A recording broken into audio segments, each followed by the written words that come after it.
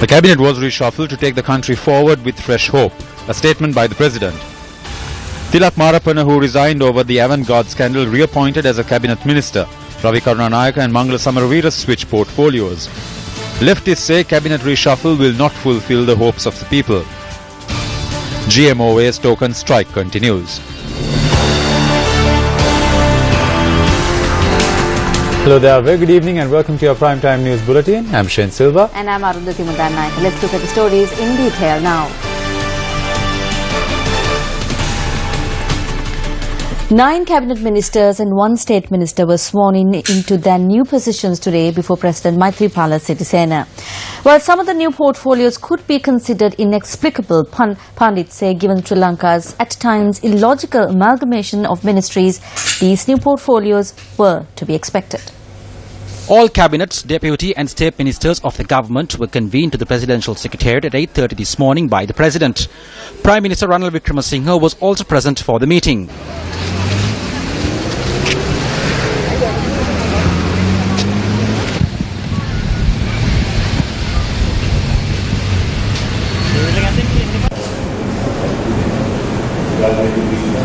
Mangala Samaraveera, who was serving as the Minister of Foreign Affairs, took oaths in his position as Minister of Finance and Mass Media.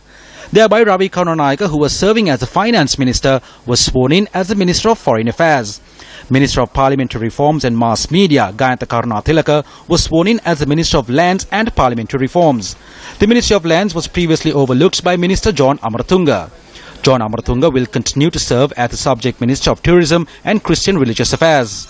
Arjuna Ranatunga, who was the Minister of Ports and Shipping, took oaths in his new position as Minister of Petroleum Resources Development, while Mahinda Samarasinghe was sworn in as the new Minister of Ports and Shipping. Chandima Veerakodi was sworn in as the Minister of Skills Development and Vocational Training, which was previously held by Minister Mahinda Samarasinghe. Chandima Veerakodi previously served as the Minister of Petroleum Resources Development. The subject of Kandyan heritage was added to the portfolio of S.B. Dissanayake, who is the Minister of Social Empowerment and Welfare. W.D.J. Seniviratne was sworn in as the Minister of Sabaragamo Development, in addition to the subjects of labour and trade union relations, which he already overlooks. Tilak Marapanna, who served as Minister of Law and Order and resigned due to allegations raised against him over the avant-garde controversy, was sworn in once again as a cabinet minister, adding one more seat to an already burgeoning cabinet, which is more than twice the size of the cabinet of the United Kingdom, a country with a population of more than 65 million, approximately 3 times the size of Sri Lanka. Marapanna took oaths as the Minister of Development Assignments. Mahinda Amaraveera was sworn in as the State Minister of Mahaveli Development, in addition to his portfolio of Minister of Fisheries and Aquatic Resources Development. With the latest reshuffle, the number of cabinet ministers has increased from 46 to 47. This brings the number of ministers in the government to a total of 92, with 20 state ministers and 25 deputy ministers. Addressing the cabinet following the conclusion of the swearing-in ceremony, President Maithripala Sirisena said the cabinet was reshuffled to take the country forward with fresh hope. In his address, the president requested all the newly appointed ministers to render their utmost dedication for the betterment of the country. Here are the views expressed by some of the ministers while leaving the presidential secretariat following the conclusion of the swearing-in ceremony. These are being done with the knowledge of the President, so we accept them gracefully. This was a change which was expected and I think it is good.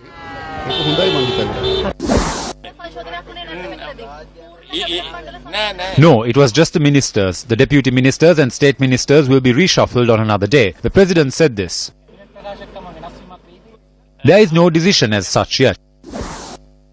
The subject minister of my ministry was given a promotion of overlooking Kandyan heritage, so this is an addition to me as well. Well, anyone can make such allegations. Governments have issues and they have to resolve them. A government has to make certain changes in areas where it is required. It is a good reshuffle. We are happy about it. Governance is a far more serious matter. Thank you. We are leaving.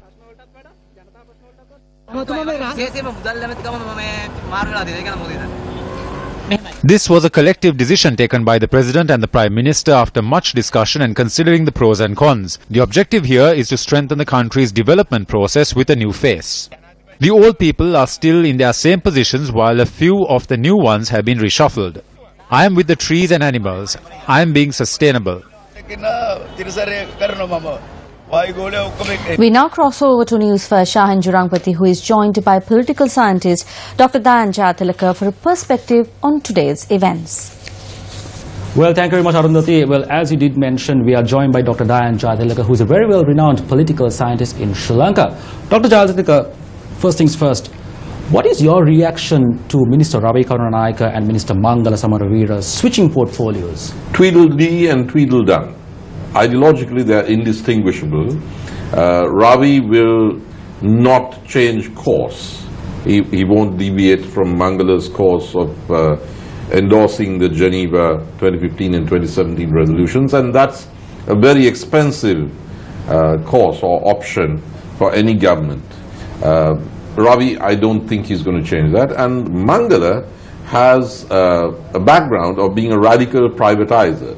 So what he will do in the finance ministry is to forge ahead with what the government has agreed with the IMF and with its foreign patrons, if I may say so, concerning the privatization and foreignization of the Trincomalee port, the oil tank farm, and so on. So it's changing deck chairs on the Titanic, or it's a game of musical chairs on the Titanic. There's no course correction. There should have been a mid-course correction in terms of policy. I don't see that with the cabinet reshuffle. All I see, as I said, is that the Titanic is headed in exactly the same direction towards exactly the same iceberg, but there's been a game of musical chairs in this cabinet reshuffle. Dr. Jathalaka, the post of finance minister is regarded as a very important, highly regarded position in the government. But however, in this reshuffle, the Minister of Finance has also been vested with the responsibility of mass media. Kind of a jumble up, don't you think? Yes and no. Mangala is former President Chandrika's man, and he's committed to a certain line on federalization. He's always been a federalist going back to the 1990s. He was a leader of the Sudunellum ideological movement of President Kumaratunga. So that's the line he'll be taking as media minister. He's in charge of the ideological offensive aimed at winning votes at the upcoming referendum on the new constitution, which Prime Minister Wickremesinghe promised in Mannar would be brought in the next 2, maybe 3 months. So that's why Mangala is there, and he's the finance minister because he will push through with the zeal of the ideologue that he is, the program of privatization and foreignization. Now, that's going to bring him head-on into collision with the trade unions, as well as the professionals and so on. So it's really not going to help, but I can see the logic behind this reshuffle. The logic is that instead of a mid-course correction which shifts policy to the center, from a neoliberal center-right, this is doubling down on the existing course. More efficient or tougher-minded ministers have been given portfolios. Those who had qualms about the sell-off of ports have been removed. Arjuna Ranatunga is a case in point. So it's really a streamlining of the existing policy package and the existing option, and it's a harder drive for the implementation of those policies rather than a mid-course correction which would have shifted the ship of state onto a more centrist path. Dr. Jathalaka, why do you use the word reshuffle? There's also been the introduction of several new ministries. Ministry of Development Assignments, Canadian Heritage, Sabaragamo Development. What is your take on this? And there's also a minister who resigned over the controversy surrounding avant-garde and now has been reappointed to cabinet.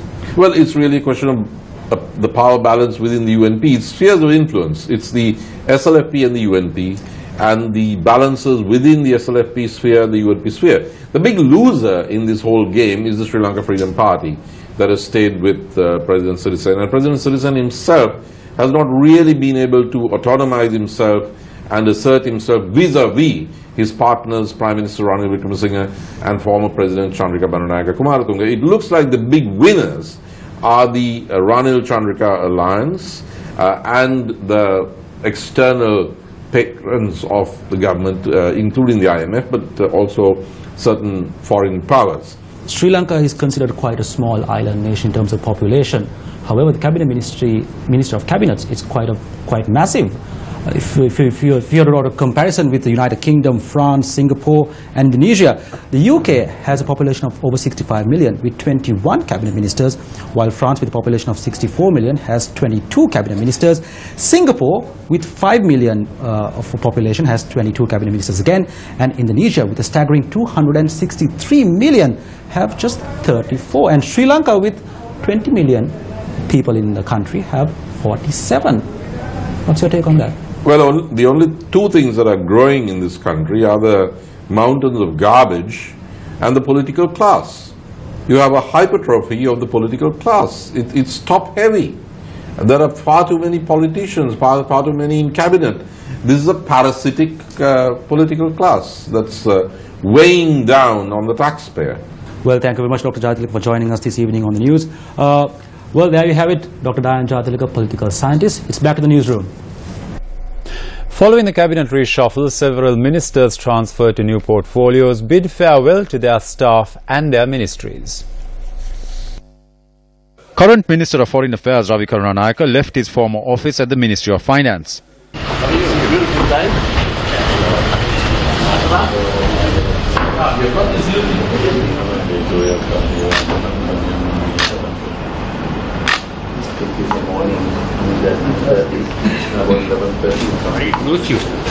Honestly.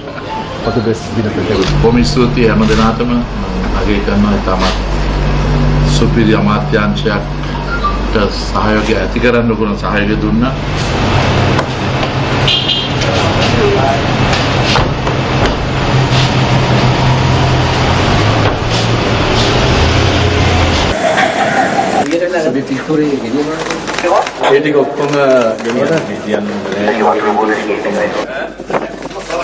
Minister Mahinda Samarasinghe also bid farewell to his old office at the Ministry of Vocational Training and Skills Development.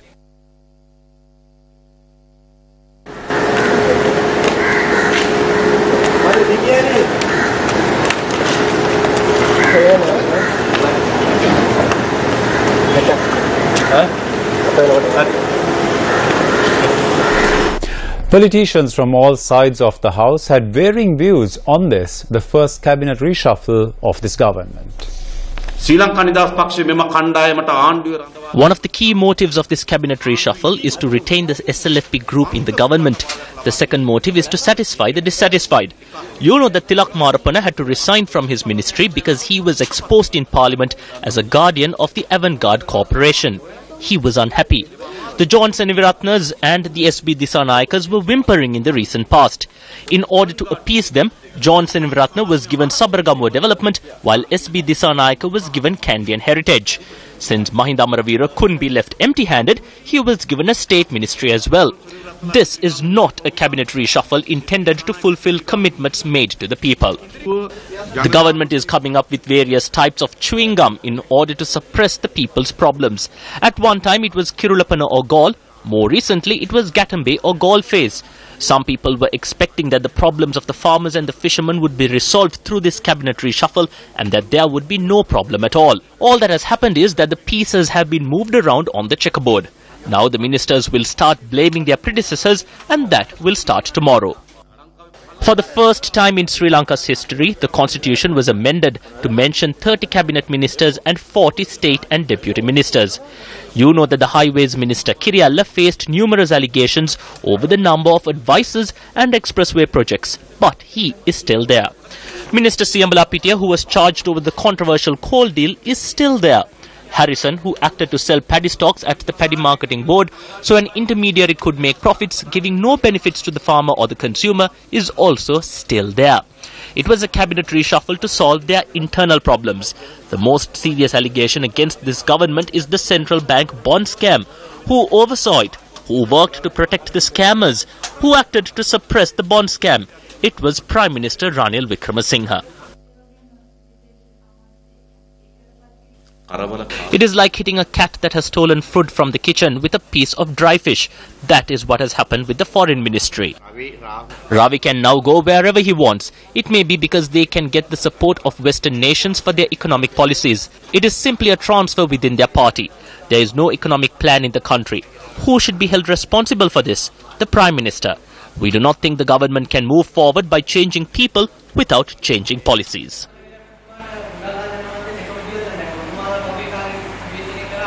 The entire government is a failure. We shall see how he manages media and finance. We are waiting to see what solutions will be provided with regard to the economy.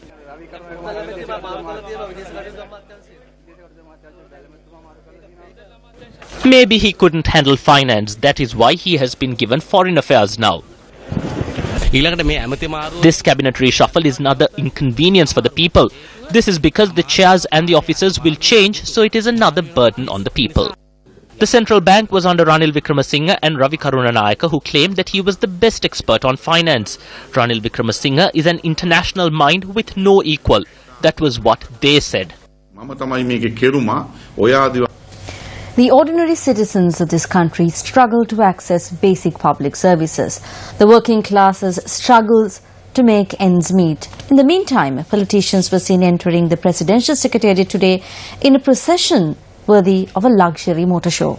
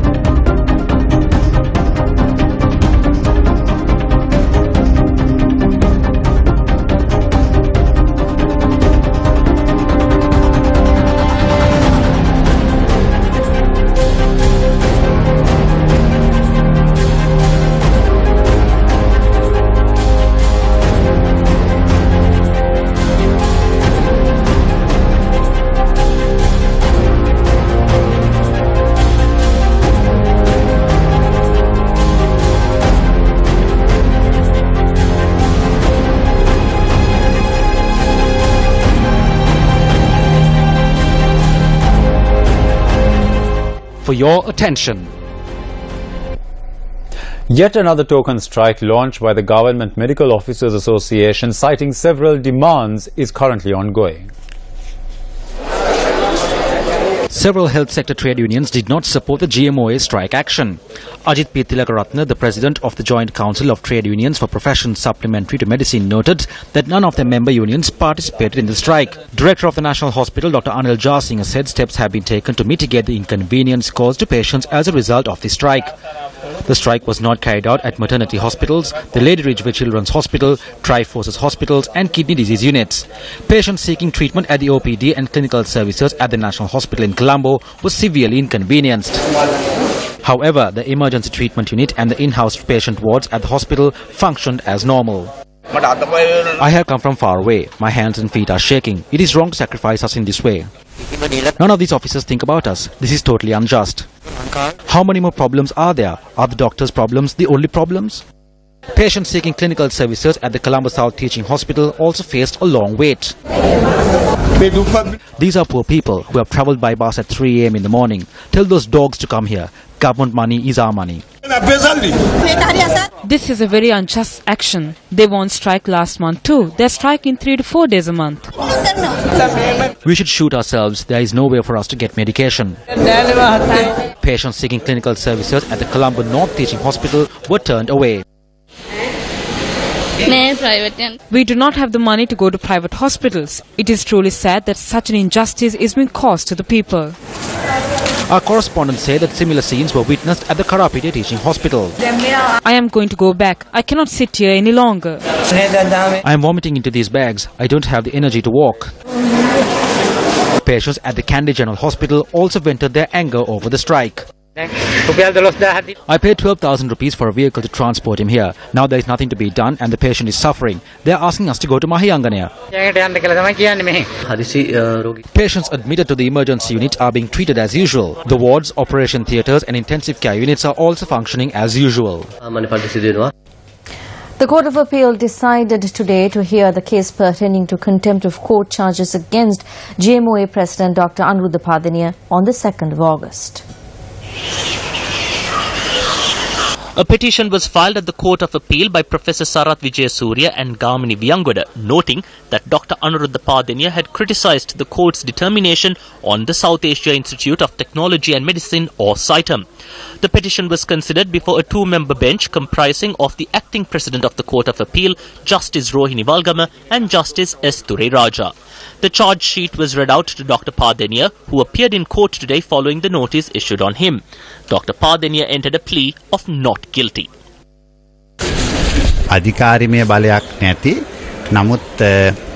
There are proposals which have been put forward using our own intelligence based on the fairness and the free education system, criticizing certain measures while not having authoritative powers.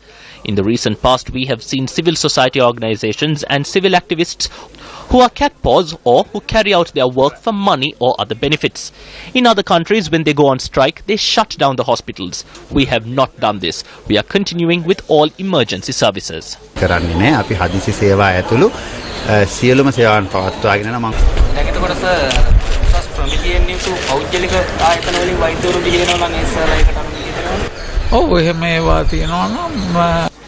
Yes, we will review it, and if there is evidence that standards will be upheld, we will approve it.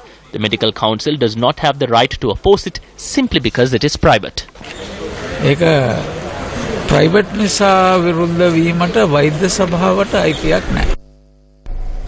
Three people, including a woman who aided and abetted the suspect involved in the shooting on a group of officers of the Police Anti-Narcotics Bureau in Piliyandala, have been remanded until the 5th of June.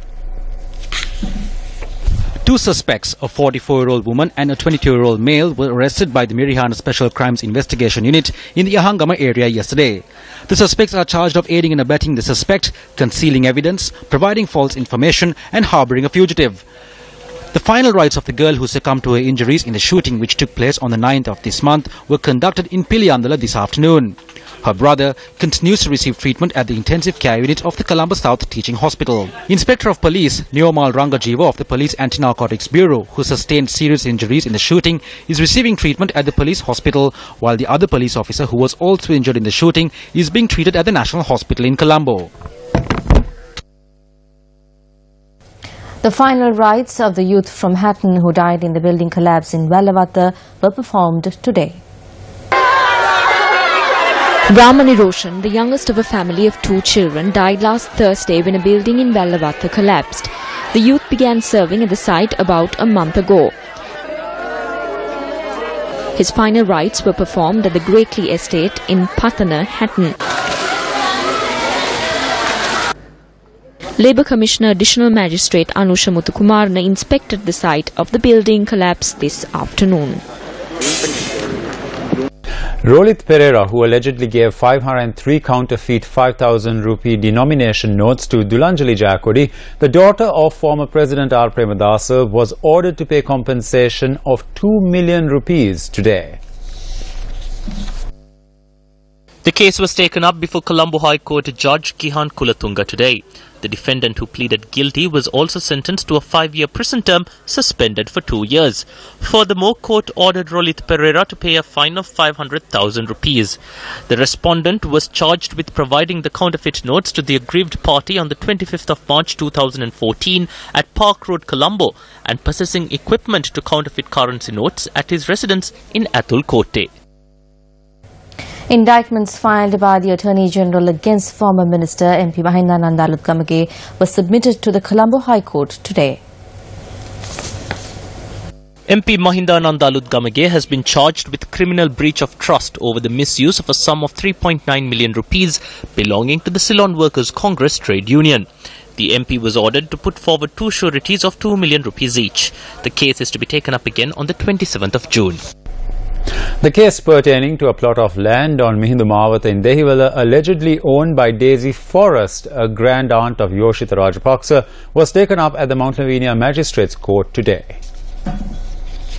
The Police Financial Crimes Investigation Division informed court today that they had concluded the investigation into the plot of land on Mihindu Mawatha, Dehiwala, allegedly owned by Daisy Forrest. The court ordered that the matter be referred for the instructions of the Attorney General. The case is to be taken up again on the 23rd of October.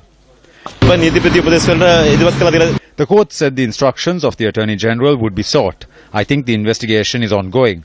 I believe that once it is completed, I will be able to prove my innocence. I have faith in the courts. The final rites of 19-year-old Shamila Swapna, who was burnt alive by her husband in Nalinduwa area in Veeradude, Putlam, were performed this evening. Her relatives were told by the Putlam hospital to collect her remains at 10:30 this morning. However, Shyamila's remains were only released after 6:30 in the evening. The police said that providing a statement moments before her death, Shyamali claimed that it was her husband who had committed this atrocity. Police added that the husband of the victim has fled the area and that 2 police teams have been deployed for his arrest. They went on to note that claims by a women's organization in Putlam that Shyamila Swapna was 4 months pregnant are false. US President Donald Trump has concluded his visit with, or his first foreign visit rather, with a well-received speech at the Arab Islamic American Summit. We'll have the details of this story right after the break. And that's a look at tonight's edition of Primetime News. Thank you very much for joining us. I'm Arundhati Mudarnaika. And I'm Shayan Silva. Take care and good night.